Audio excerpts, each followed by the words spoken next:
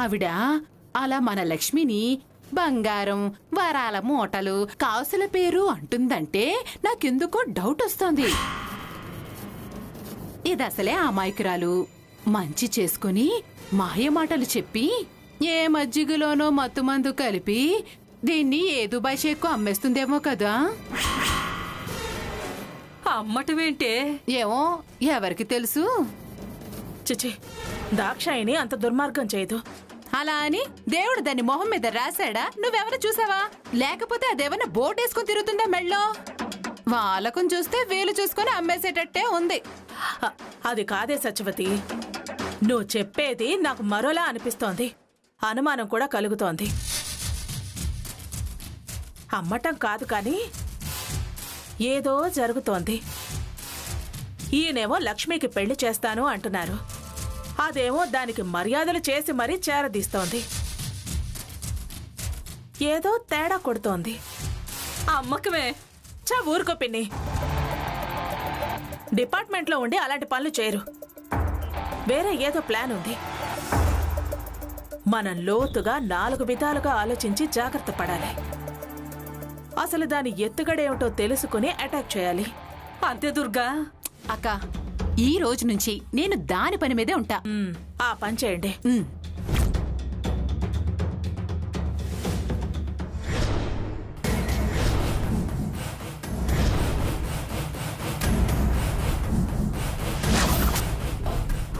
నాకు కావాల్సింది వెంకటలక్ష్మి. నేను మెచ్చింది ఇష్టపడేది వెంకటలక్ష్మిని. మీరెవరన్నా నాకు లెక్కలేదు. వెంకటలక్ష్మినే నాకు లెక్క.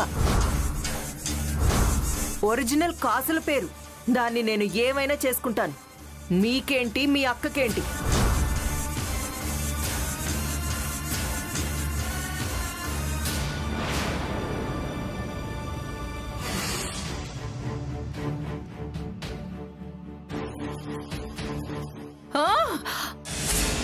వెయ్యత్తయ్యా, వేసేయ్. కొట్టి చంపై. ఈ జీవితం ఎందుకు లేని నేనే అనుకుంటున్నాను. వేసేయ్. ఆ ఫ్లవర్ వాజు నా నెత్తిన వేసి కొట్టేయ్. చచ్చూరుకుంటాను. తీసుకోవే, తీసుకో, తీసుకో, తీసుకో. కానీ ఏంటత్తయ్యా, ఏం చేయమంటున్నావు? దాన్ని తీసుకొని నన్ను కొట్టి చంపే. పగలాల్సిన టైము దానికొచ్చింది, అది పగిలింది. అలాగే దేనికైనా టైం రావాలి. నేను జరుగుతున్న వాటిని చూడలేక బుర్రలో నరాలు చిట్లిపోతాయేమోనని టెన్షన్ పడి చస్తుంటే నువ్వొచ్చి నన్ను చంపు చంపు అంటున్నావు. ఏమైంది నీకు? ఏమైంది అంటావేంటి? ఏమైందో నువ్వే వచ్చి ఆ డీజీపీ ఇంట్లో నా పొజిషన్ చూసావుగా.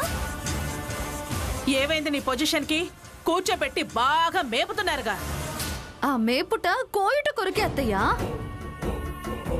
నా బతుకు బలివ్వడానికే ఆ మేపడాలు విచిత్రంగా డ్యూటీలు వేయడాలు. అవునే, నాకు అర్థం కావటం లేదు.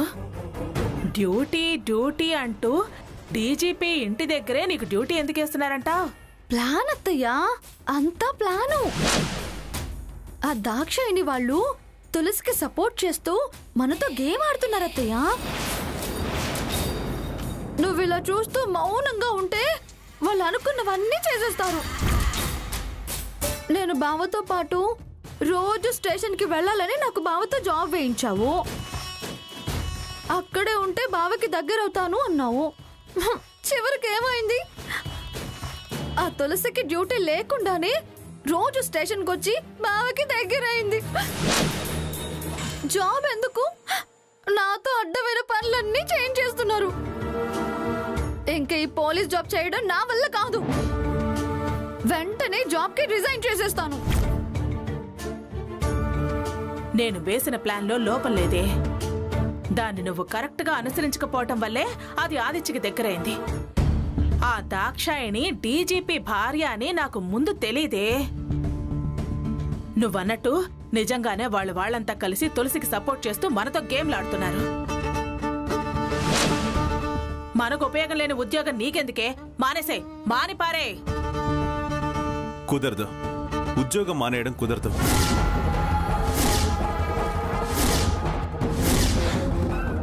ఎందుకు కుదరదు?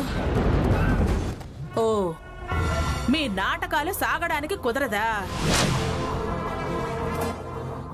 మీ ప్లాన్లు పారటానికి కుదరదా? లేక మీ ఎత్తులు చెల్లుబాటు అవడానికి కుదరదా? మీరు ఆ తులసి ఏకం కావడానికి కుదరదా? దీన్ని వెరిదాన్ని చేయడానికి కుదరదా? నన్ను పిచ్చిదాన్ని చేయడానికి కుదరదా? ఎందుకు ఎందుకు కుదరదు? ఇది మానేస్తుంది అంతే. అవును, మానేస్తాను అంతే. ఇప్పుడే రెసిగ్నేషన్ లెటర్ రాసి పంపించేస్తాను. డిపార్ట్మెంట్ ఊరుకోదు. ఊరుకోకపోతే ఉద్యోగం నుంచి తీసేస్తారు అంతే కదా? రోగి కోరిందే వైద్యుడు చేసినట్టు అవుతుంది. వైద్యం వికటిస్తుంది. ఉద్యోగం తీసేరు, నిన్ను తీసుకెళ్లి జైల్లో వేస్తారు.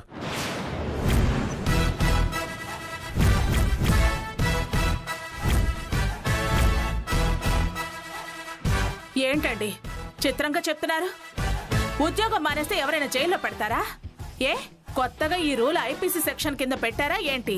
ఇప్పుడున్న సిచ్యువేషన్ లో మిలిటరీ గాని పోలీస్ డిపార్ట్మెంట్ గాని లీవ్ పెట్టడమే కుదరదు.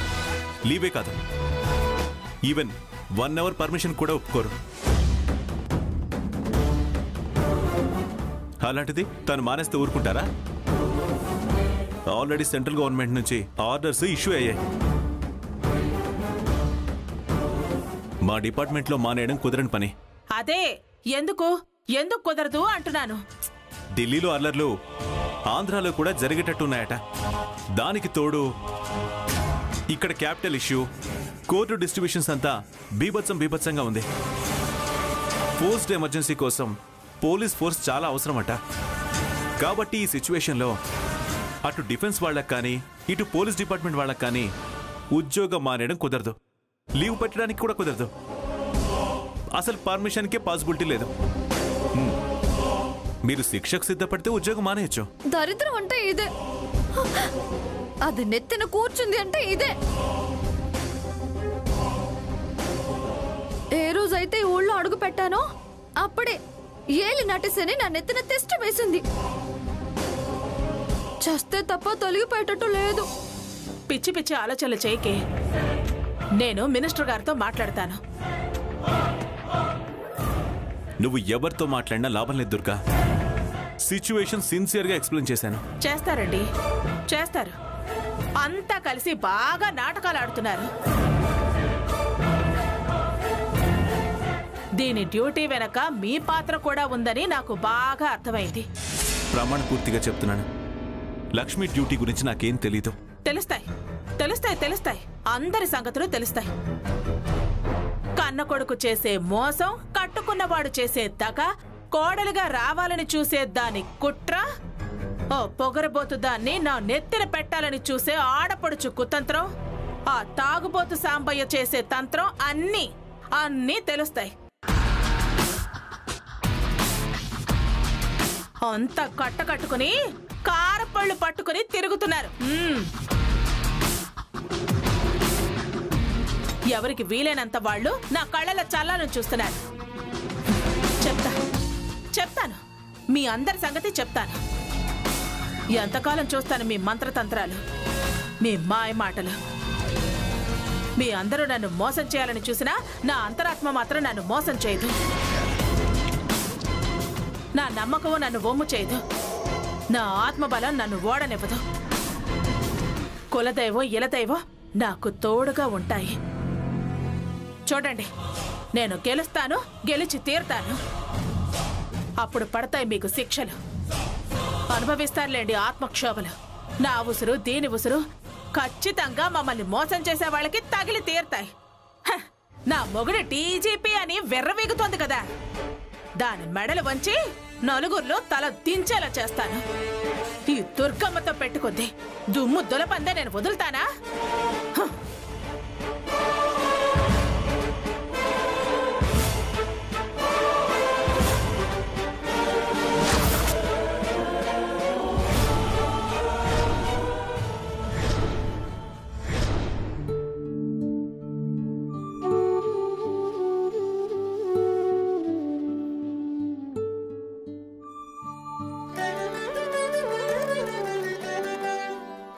అమ్మా, రేపు కాపురానికి పంపించడానికి అన్ని విధాలా బాగుంది.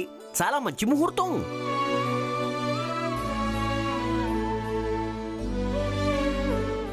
ఈ ముహూర్తంలో అమ్మాయి అడుగుపెట్టిన చోట స్థిర నివాసం ఏర్పరచుకుంటుంది.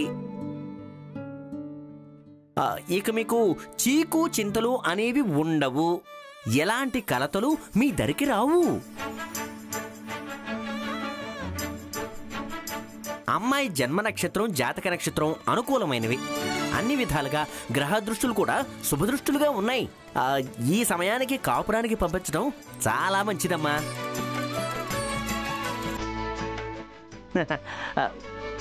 వస్తానమ్మా. మంచిది పంతులు గారు. నమస్కారం అండి.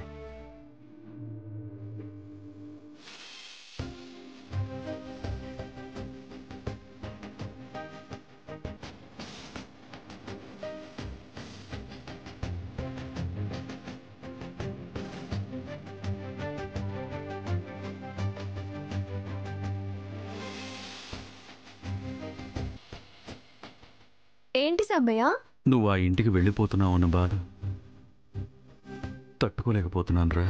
అదేంటి సబ్బయ్య, పంపించాలి పంపించాలి అని ఆరాట పడింది మీరే, వెళ్తే బాధపడేది మీరేనా? నువ్వు లేని ఇల్లు ఊహించుకోలేకపోతున్నానమ్మా. నీ అల్లరి, నీ మాటలు, నీ పిలుపు లేకపోతే ఈ ఇల్లు ఎంతో చిన్నబోతుంది తులసి. ఊహించుకుంటేనే దుఃఖం ఆగట్లేదమ్మా. సాంబయ్య, ఏంటిది? ఆడపిల్ల ఈడపిల్ల కాదు అంటారు. అక్కడికి వెళ్లాల్సిందే కదా. క్షణం క్రితం వరకు పంపడం మా బాధ్యత అన్నావు. నా సుఖ సంతోషాలే మీ సుఖ సంతోషాలు.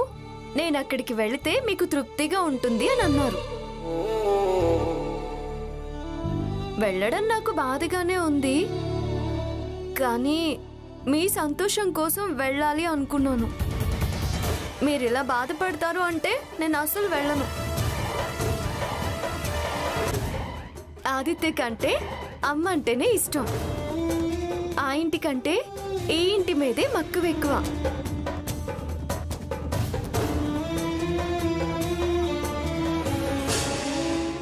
ఎందుకంటే నేను ఇక్కడే పెరిగాను. ఇక్కడ ప్రతి వస్తువు నాకు స్నేహమే. ప్రతి వస్తువుతో ప్రేమ ఉంది, బంధం ఉంది. తల్లిదండ్రులుగా మీతో బంధం ఉంది.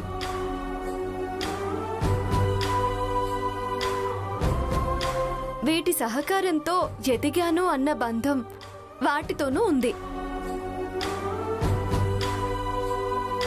ఈ గోడలు, పెరట్లో ఉన్న పువ్వులు పొద్దున్నే పలకరించేవి. సాయంత్రం గుమ్మం ముందు వాలే చిలుకలు పలకరించేవి. వీటన్నింటినీ దూరం చేసేసుకుని ఒక్క ప్రేమ కోసం అక్కడికి వెళ్తున్నాను. కానీ ఇవన్నీ నన్ను ప్రేమించేవి కదా. నన్ను గుండెల మీద పెట్టుకుని పెంచారు. మిమ్మల్ని వదిలి నేనెలా వెళ్ళగలను? మీరు కన్నీళ్ళు పెట్టుకుంటే నేను ఆ ఇంటికి వెళ్ళలేను. చచ్చా, అదేం లేదమ్మా. ఈ కన్నీళ్లు సహజమే కదా. సహజమే నాన్న. అప్పగింతలప్పుడు మామూలుగా వెళితేనే బోర్నే ఏడుస్తారు. కానీ అవతల కలతలు ఎదురు చూస్తున్నాయి. ఒక కక్ష నా కోసం కాపు కాసుకొనుంది. ఒక శత్రుత్వం నీడలోకి పంపిస్తున్నానే అనే భయం మీకుంది. నేనంటే ఇష్టపడని ఇంటికి, నేనంటేనే పీకల వరకు కోపం ఉన్న మనిషి ఇంటికి నన్ను కోడలిగా పంపించడానికి మీరెంత బాధపడుతున్నారో నాకు తెలుసు. నేనిక్కడే ఉంటే మీరు సంతృప్తిగా నవ్వలేరు, తృప్తిగా బతకలేరు. దానికి తోడు ఆదిత్య నా కోసం ఎదురు చూస్తున్నాడు. మీ సంతోషం కోసం, వాడి సంతోషం కోసం, నా భవిష్యత్తు కోసం, మావయ్య ఆనందం కోసం నేను వెళ్లాల్సి వస్తుంది. చెప్పండి, మీరు ఈ క్షణం మేము ఉండలేము అని అంటే నేను వెళ్ళడం మానేస్తాను. చచ్చా, అదేం లేదమ్మా, నువ్వు అలాంటి ఆలోచన రా నీకు. నువ్వు సంతోషంగా ఉండాలి, సంతోషంగా నువ్వు అక్కడికి వెళ్ళాలి, భోగభాగ్యాలు అనుభవించాలిరా. ఆ మాట అనొద్దు సాంబయ్య. నేను భోగ భాగ్యాల కోసమే వెళ్ళడం లేదు. మాకు తెలుసమ్మా, కానీ ఏ తల్లిదండ్రులైనా అనుభవించాలనే కదా కోరుకుంటారు. నువ్వు వదిన గురించి అన్న మాటలు నా మనసులో గుర్తున్నాయే. కానీ వదినను తీసుకొచ్చి తన ఆశీర్వాదం ఇప్పించే ఇక్కడి నుంచి నీ ప్రయాణాన్ని మొదలు పెట్టిస్తాను. పిచ్చి ఆలోచన. అక్కడికి వెళితేనే ఆశీర్వదిస్తుందో లేదో తెలీదు, ఇక్కడికి వస్తుందా? పిచ్చి ఆలోచన, పిచ్చి ప్రయత్నము. నా ప్రయత్నానికి మాత్రం అడ్డుపడకండి. ఆ ప్రయత్నం కంటే ముందు కాపురానికి సారి ఘనంగా ఇచ్చి పంపుదాం. ఒక్క నిమిషం. ఏమండి, ఘనంగా ఘనంగా అంటున్నారు? అన్ని డబ్బులు మన దగ్గర ఎక్కడున్నాయండి? ఎక్కడున్నాయని అడక్కు, ఎంత కావాలో చెప్పు. ఏంటి అంత ధైర్యంగా చెప్తున్నారు? తెలిసిన వాళ్ళని వడ్డీకి కొంచెం డబ్బు సాయం అడిగాను. నీకు తెలిస్తే అవసరమా అంటావని చెప్పలేదు. డబ్బులకి ఇబ్బంది ఏం లేదు ప్రియా, చేబుదుళ్ళుంటాయి, వడ్డీకి ఉంటాయి. అయినా ఈ సాంబయ్య మీద సమాజంలో గొప్ప నమ్మకం, ఉత్తముడు అని చెప్పి. దుర్గమ్మ ఇది లోటు జరిగింది అది లోటు జరిగిందని ఏలెత్తి చూపించకుండా ఘనంగా అన్నీ పెట్టి పంపిద్దాం. ఇదిగో నువ్వు వెళ్ళి ముందు ఆ పిండి వంటల సంగతి చూడు. అలాగేనండి. నేను వదినికి ఒక మాట చెప్పొస్తానండి. తులసి వస్తే వద్దంటుంది.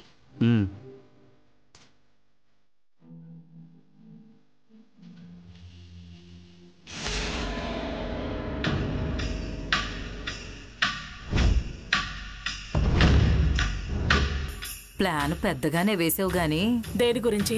విరిగిన కాలు మళ్ళీ విరిగి 1 నెల 2 నెలల్లో ఆ సాంబయ్య మంచం మీద నుంచి లేవకపోతే ప్రియా సాంబయ్యను ఒంటరిగా చూసుకోలేక తులసిని తోడుగా అట్టి పెట్టుకుంటుంది అనుకున్నాను. కానీ ఆ సాంబయ్య హాస్పిటల్కి వెళ్ళడం, తెల్లారేసరికి తిరిగి రావటం పెద్దగా ప్రమాదం జరగనట్టుందే దుర్గా. అంతే. పొండు మీద కొంచెం చెక్కు కదిలిందేమో, బుడబుడా రక్తం కారింది. వెళ్ళగానే పాత కట్టు విప్పి కొంచెం పౌడర్ అద్ది కొత్త కట్టు కట్టి పంపించేసినట్టున్నారు.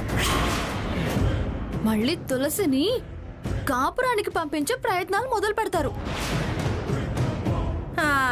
మొదలు పెడతారు. ఎందుకు మొదలు పెట్టరు? పైకి ఎంత ప్రేమలు వలకబోసినా అది వాళ్ళ గుండెల మీద కుంపటేగా. ఆ కుంపటేదో ఇక్కడ పెట్టిపోతే మనం చలికి చేతులు కాచుకోవచ్చు. అప్పుడు గాని అత్తయ్యకి బొబ్బలు, మనకి వాతలు తప్పవు. వాతలు పడేవి దాని ఒంటి మీద, కాపడం పెట్టుకోవాల్సింది అది. ఎన్నిసార్లు చెప్పినా మళ్ళీ మొదటికే వస్తారు, నన్ను వాగిస్తూ ఉంటారు.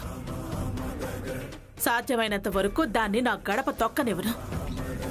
ఇంకా తప్పకపోతే ఎలా వచ్చిందో అలా పంపించే ప్రయత్నం చేస్తాను. ఏమి చేయడాలో ఏంటో, క్షణ క్షణం గండం దాటితే 100 ఏళ్ళు అన్నట్టుంది దాని బతుకు.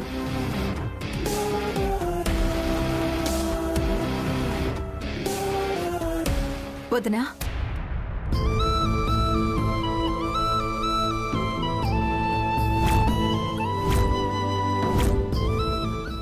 ఇదొచ్చిందేంటి? రా పిన్ని, కూర్చో. కాఫీ టీలు ఏవైనా? ఇప్పుడేం వద్దు. పోనీ మంచినీళ్ళు తెచ్చేవమంటావా ప్రియా? ఆ నీళ్లేదో నేను తాగిస్తాను, కానీ మీ అతి మర్యాదల వ్యవహారం ఆపండి.